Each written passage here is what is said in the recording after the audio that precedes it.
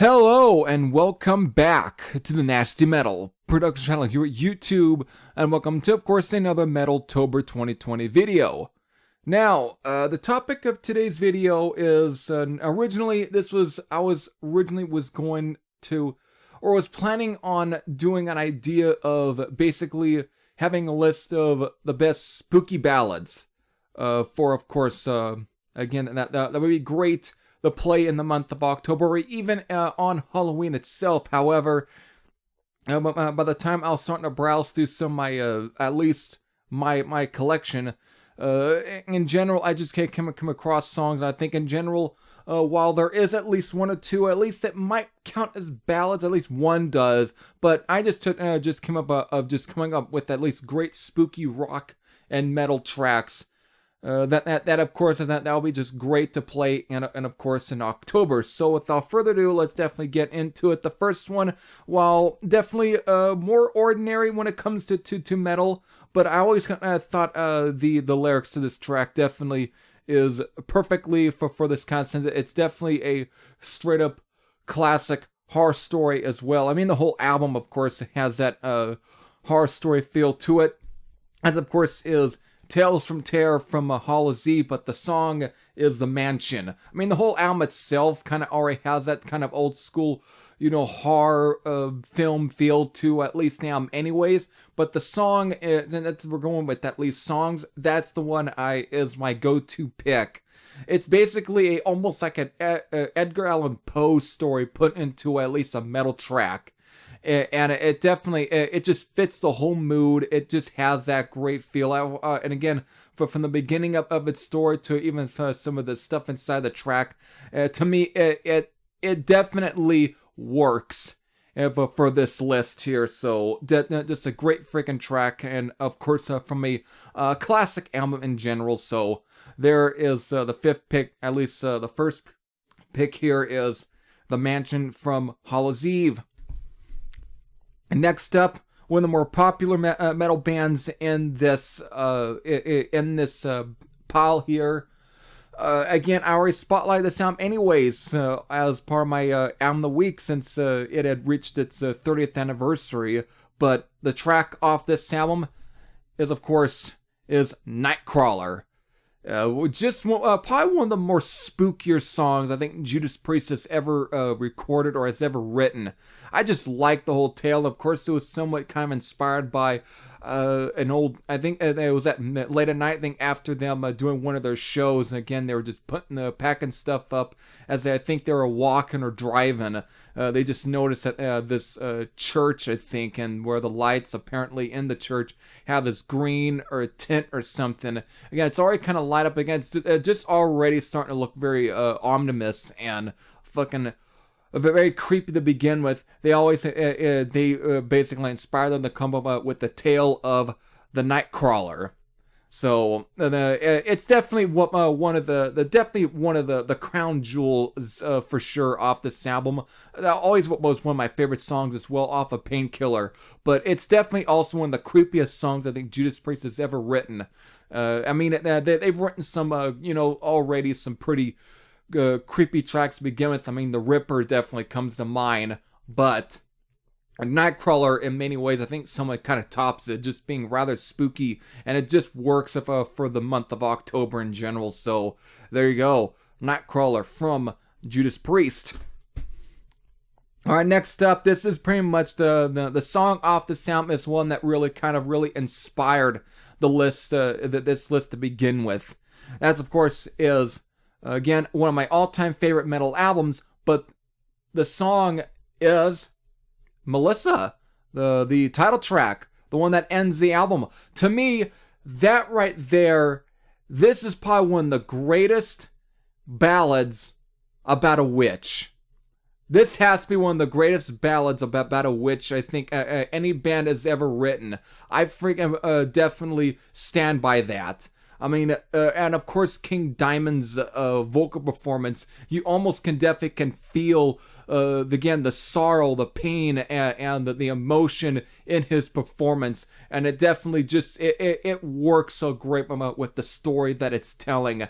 It's just amazing, and I mean, it's not spooky in some aspects, but goddamn, I had to at least throw it in here, because this is if there's any ballad you're gonna at least play in the month of October, or even Halloween in general, it has to be the track Melissa. Of course, the song is That You, Melissa, off of In the Shadows there, the reunion album from 1993.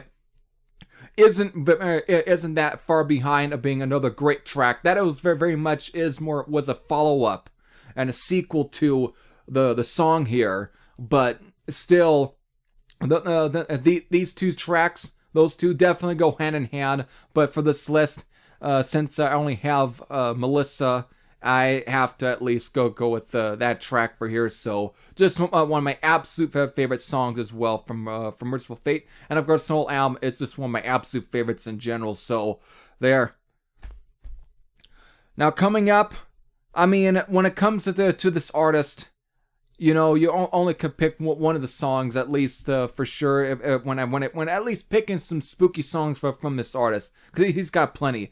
But of course, the one I'm going for is, well, Alice Cooper, and of course the album in question here is Raise Your Fist and Yell. But the song I'm going with is actually Gale, which at times it almost seems, as far as its story, it's very similar to Only Women Bleed off of, well, Welcome to My Nightmare.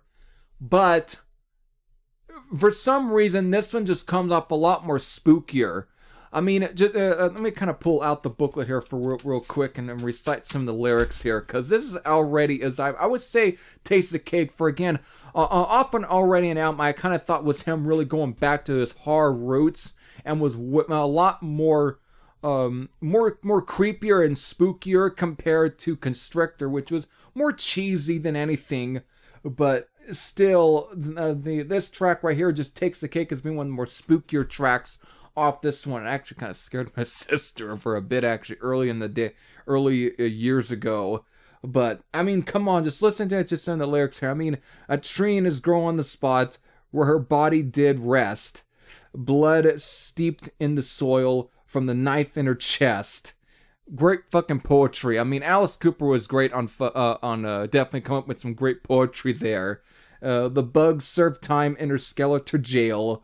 I wonder how the bugs remember Gale. I mean, already that I have to get you to stop there, because I don't want to make the whole video of just me reciting the lyrics to Gale off of Raise Your Fist and Yell. I mean, this track is kind of in between Chop Chop Chop and Roses on White Lace, which it kind of, the thing is, it went from Chop Chop Chop, then of course it builded right into Gale, and then of course it goes straight into Roses on White Lace, and again it just pans into those. Those three tracks are basically almost one track in ways, but again they're are three separate songs. But Gale, I think, is definitely the spookiest song, I think, definitely, and in general, it just has that remnants. It's perfect for, of course, the time of month, anyways. And again, you could play that in the background, of course, of your Halloween party, or even your haunted house, if you wanted to. And with that sweet fucking poetry from Alice Cooper, yes. That will definitely set the tone and the ambience and the whole atmosphere of your haunted house just fucking perfect. So there you go.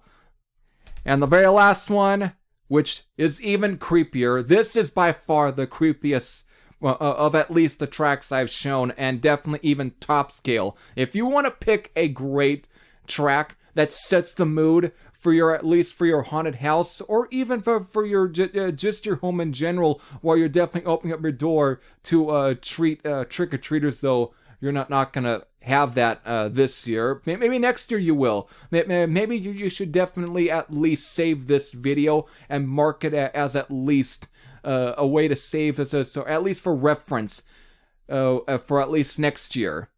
But still, to get into it, if you want to have a perfect track for at least set for your DIY haunted house or just for your home while you're opening up the door to treat the trick-or-treaters, have this track playing in the background. I'm talking about, of course, Tales in a Prophet's Dream.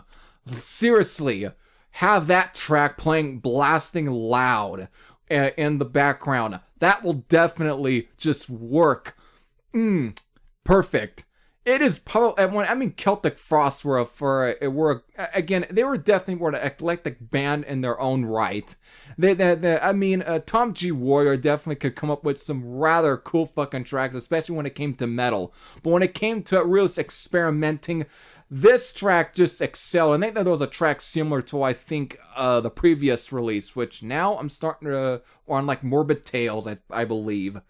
But this right here, Tales in a Prophet's Dream, is just it's like almost a little over 2 minute, just creepy, out there, goddamn bizarre, concocted, crazy fucking fever track. I mean, just from the effects and the ambiance and the whole atmosphere of this track, and everything. I mean, he had to at least been inspired by the krautrock bands of the early 70s, but he just takes it up a notch with this. I mean, I remember, to kind of recite a little story, I remember when I kind of fell asleep. Funny enough, I actually somewhat fell asleep. I threw this on while, I think then it was a long trip, I think, to Reno, actually. It was a long trip, and it's playing, and I think it's in daylight. It's already broad daylight, and I kind of fell asleep during the sound. Not that I'm insulting the sound, but I just was so sleepy, and I just couldn't stay awake, so I fell asleep, and as I woke up, Tales in a Prophet's Dream was playing, and I was awake. It literally woke me up. It just freaked me out. It was just creeping the whole, again, I just was so goddamn creeped out, and it just made me, I no longer was I feeling tired anymore. And it's broad daylight, and I'm already feeling like I'm trapped in this other dimension already, and completely horrified. That's the whole way my whole experience just felt. And again, just from the track Tales in a Prophet's Dream, and it's just like, oh, what the fuck? And already I'm creeped out. That's what this track did. It literally woke me up in terrifying fashion. But now I love it. It's those reasons why I love this fucking track, and why it is the very last track that I'm showing here. So definitely, that is the perfect track you should be at least playing, or at least blasting while you're greeting trick-or-treaters. There you go. So there you go. There is 5 at least spooky rock and metal songs that are definitely what would be great played during the month of October. So with that, if you have any suggestions on what you think are more spookier than some of the songs that I at least showed here, definitely post your suggestions in the comments section below. But if you have any thoughts on any of these in general, post your thoughts in the comments section below. So with that, I hope you all enjoyed this Every Thrash. I say I'm out, and I'll see you all later. Take care, everyone.